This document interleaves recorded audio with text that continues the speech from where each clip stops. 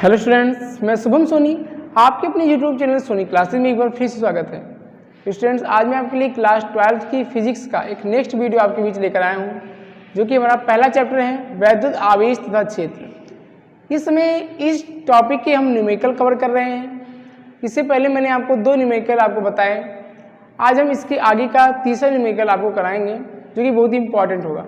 इससे पहले 2 न्यूमेरिकल जो मैंने आपको बताए थे बहुत ही इंपॉर्टेंट थे, आपने नहीं देखा है तो देख लीजिए।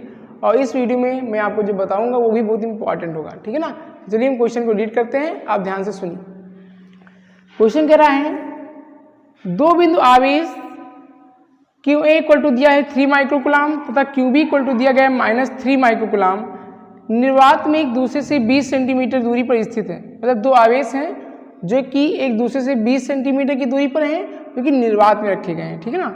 अब कह रहा है इसमें पहला पॉइंट है, मतलब यहाँ पे 2 प्रश्न दिए गए हैं। इस प्रश्न में पहला प्रश्न है दोनों बिंदु आवेशों को मिलाने वाली रेखा AB के मध्य बिंदु O पर वैद्युत क्षेत्र कितना है। और यहाँ पे दूसरा कह रहा है यदि 1.5 × 10⁻⁹ कूलाम परिमाण का कोई ऋणात्मक परीक्षण आवेश इस बिंदु पर रखा जाए तो यह परीक्षण आवेश कितने बल का अनुभव करेगा। तो चलिए यहाँ पे ध्यान दीजिएगा, हम आपको फिगर बना के समझा रहे हैं।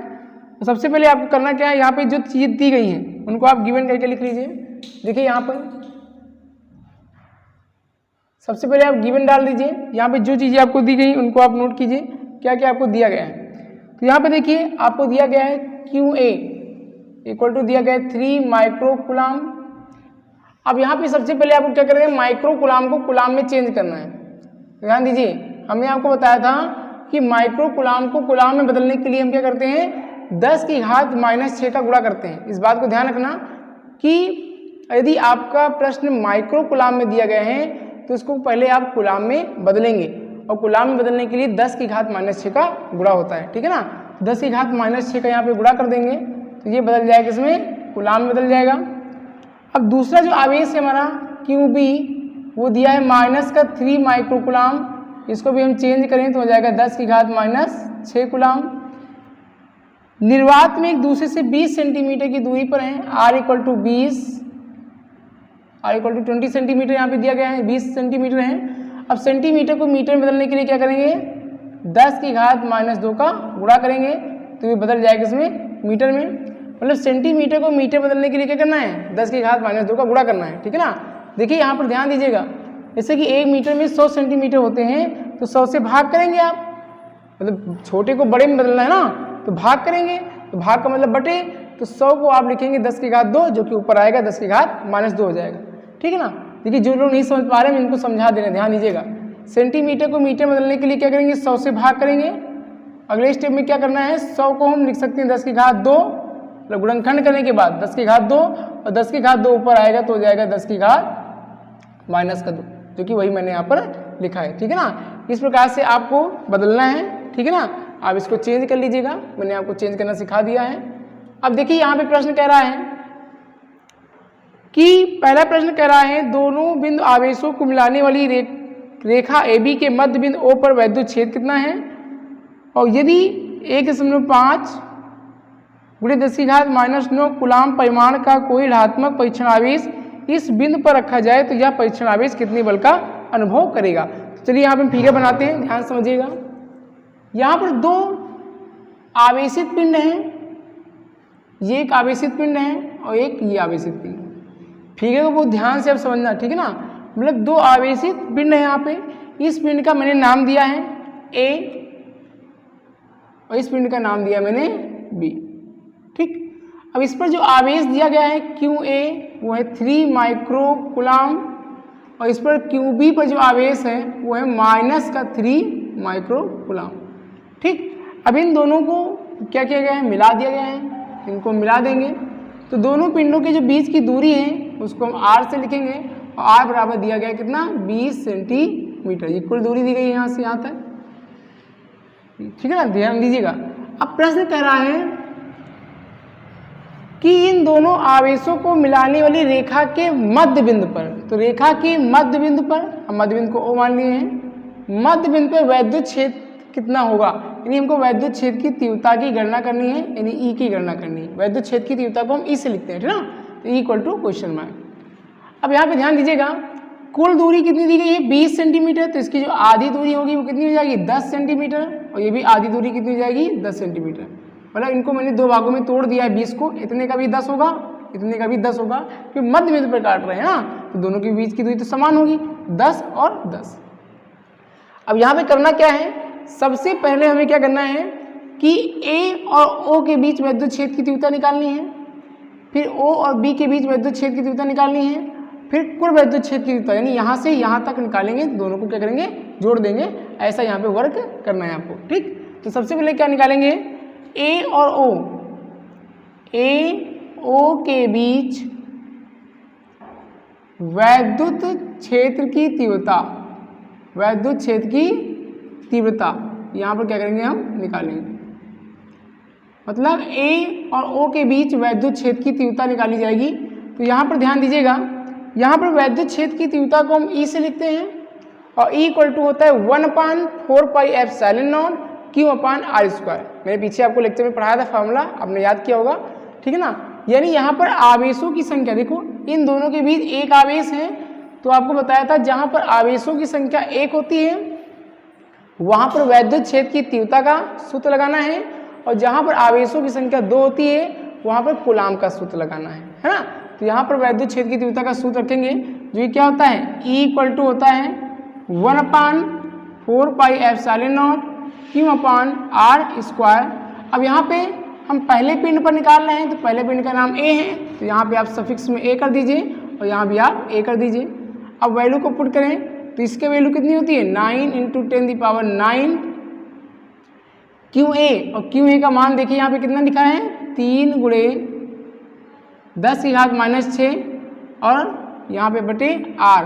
अब R का मतलब यहाँ A से O के बीच की दूरी कितनी है 10 सेंटीमीटर, तो 10 सेंटीमीटर को मीटर बदलने के लिए क्या करेंगे 10⁻2 का गुणा। देखिए यहाँ बताया सेंटीमीटर को मीटर बदलने के लिए 10⁻2 का गुणा करते हैं, और यहाँ पे स्क्वायर लगा तो क्या लग जाएगा होल स्क्वायर, ठीक। इसको आगे सॉल्व करें तो 9 × 27 हो जाएगा, और यहाँ पे हो जाएगा, देखिए आधार समान है तो घातें जुड़ भी सकती हैं, घातें घट भी सकती हैं। यहाँ 9 प्लस में 6 माइनस में तो घटेगा, 9 में से 6 जाएगा 3, और बटे देखिए यहाँ पर 10⁻2 यानी 10⁻2 लिख दीजिए यहाँ पे, और गुणे 10⁻2 दूना 4। घातों और घातों के बीच में गुणे का संबंध होता है, ऐसी बातें आप ध्यान रखना, ठीक है ना। तो यहाँ पर हम आगे सॉल्व करें तो यहाँ पे देखिए हो जाएगा EA इक्वल टू हो जाएगा 27 × 10⁻3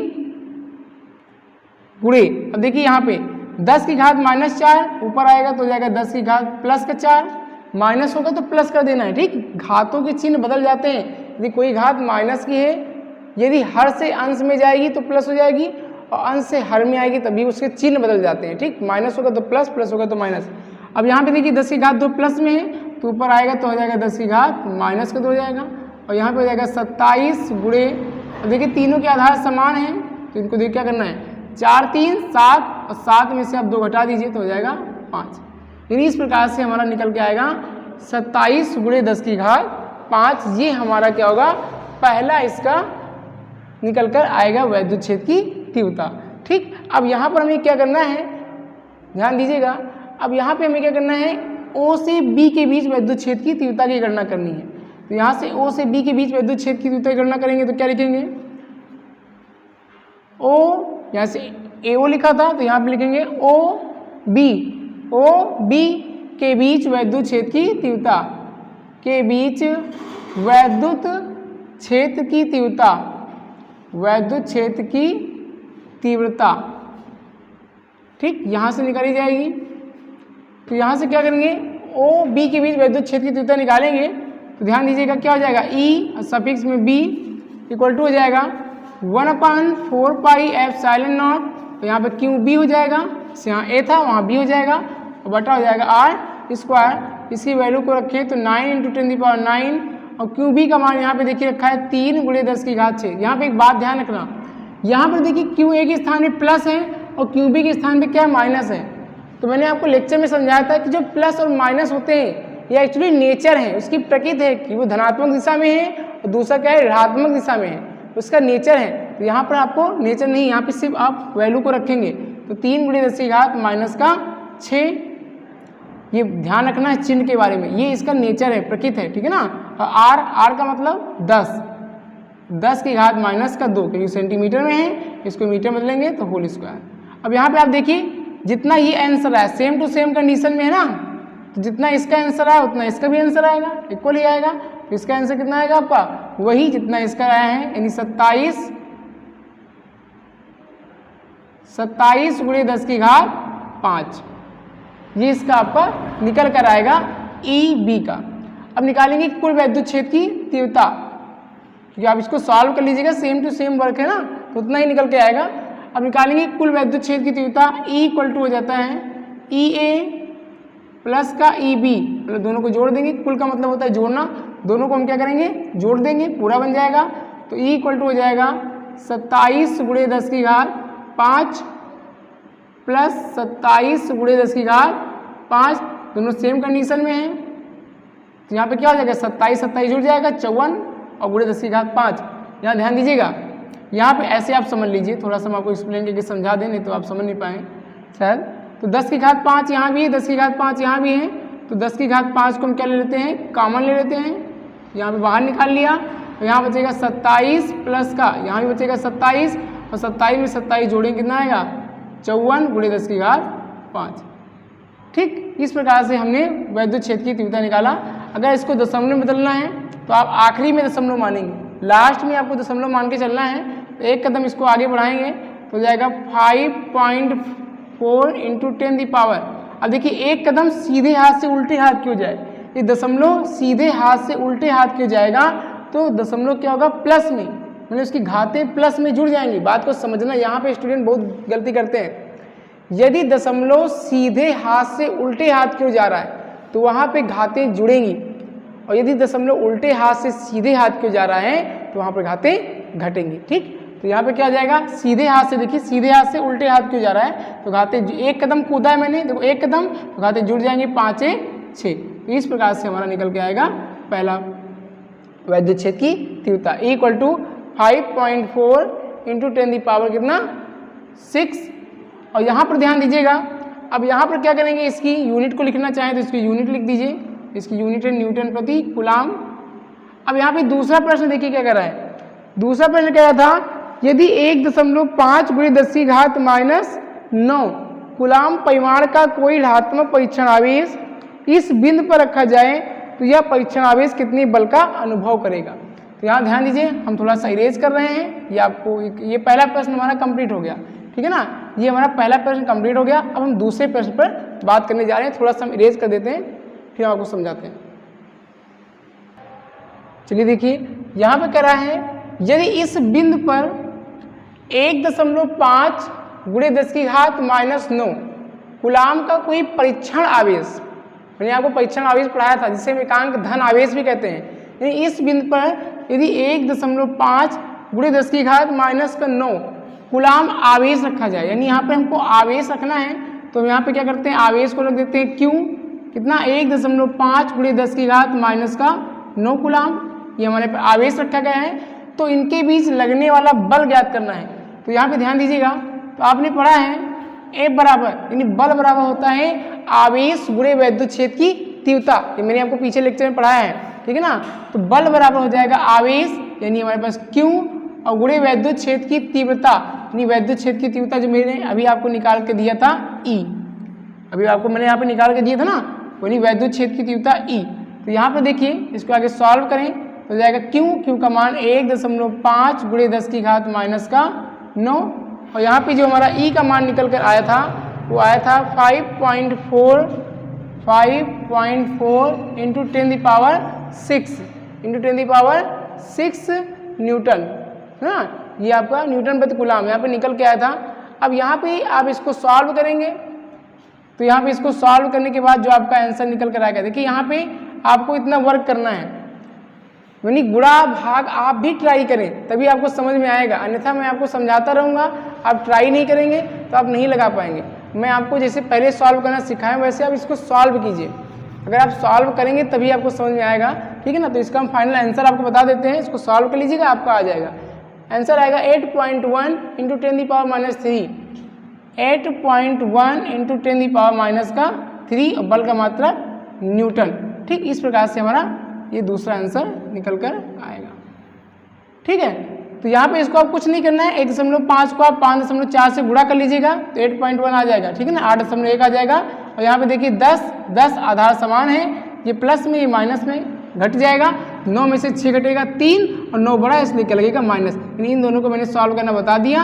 अब आप घर में 1.5 का 5.4 में कापी में गुणा करेंगे। ठीक है ना, इसको बैठ के आप गुणा कीजिए तभी समझ में आएगा। ठीक है ना, इसको आप 1.5 को 5.4 से गुणा करने पर आप इसको गुणा कर लेंगे तो आपका आएगा 8.1 न्यूटन।